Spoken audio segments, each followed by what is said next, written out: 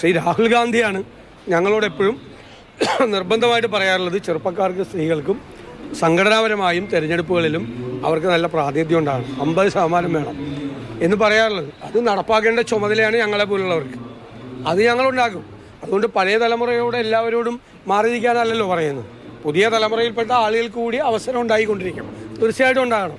ഞങ്ങളൊക്കെ അങ്ങനെ കയറി വന്ന ആളല്ലേ. ഇനി ഞങ്ങളുടെ പുറകെ വരേണ്ടവരാരും വരണ്ട എന്ന് നമുക്ക് തീരുമാനിക്കാൻ പറ്റുമോ? ഉറപ്പായും സ്ത്രീകൾക്കും യുവാക്കൾക്കും കൂടുതൽ പ്രാതിനിധ്യം ഉണ്ടാവും. അത് കോൺഗ്രസ് നേതൃത്വത്തിൻ്റെ കൂടി, ദേശീയ നേതൃത്വത്തിൻ്റെ കൂടി ആഗ്രഹമാണ്. ആ ആഗ്രഹം ഒരു പാർട്ടിയെ സജീവമാക്കി നിർത്തുന്നതിന് വേണ്ടി കൂടിയാണ്. അത് ഞങ്ങൾ അതിനുവേണ്ടി പ്രവർത്തിക്കും.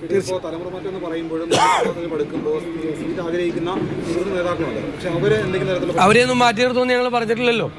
ഞങ്ങൾ പറഞ്ഞത് കൂടുതൽ ചെറുപ്പക്കാരെയും സ്ത്രീകളെയും കൊണ്ടുവരുമെന്നാണ്. അത് പ്രായമുള്ളവരെല്ലാം ഇനി പിരിഞ്ഞു പോയിക്കൊള്ളണം എന്നല്ലല്ലോ അതിൻ്റെ അർത്ഥം. മാറ്റം ഉണ്ടാവും. അത് കോൺഗ്രസ് നേതൃത്വത്തിൽ അങ്ങനെ തന്നെയാണ്. കമ്മിറ്റികളൊക്കെ അങ്ങനെ വേണമെന്ന് AICCയുടെ തീരുമാനമാണ്.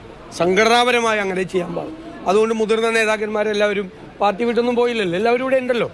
അവരുടെ ഉപദേശങ്ങളും അവരുടെ സഹായവും അവരിൽ മത്സരിക്കാൻ പറ്റാവുന്നവരും മത്സരിക്കുകയൊക്കെ ചെയ്യും. അവരെ ആരും ഒഴിവാക്കില്ല.